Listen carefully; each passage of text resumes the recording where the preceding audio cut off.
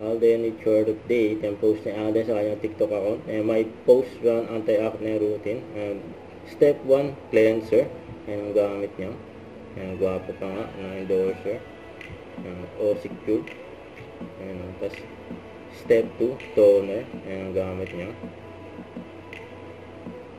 Skincare routine ni Alden. Bago siya matulog. Step 3, mask.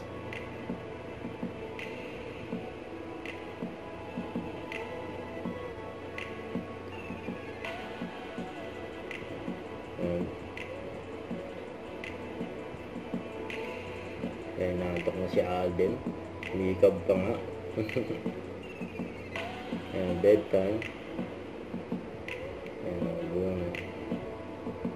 Good night. For O-Secure ni Alden. Sa ito pa, morning ride ni Alden. Kasama yung mga friends niya. Gamit na nga niya yung black and yellow niyang bike. Yung bagong bilihan. Solid doon. Mga kasama ni Alden. Ang lumang si Ayon Perez. Ito pa last night. May spotted siya dyan sa Bike and Coffee Manila.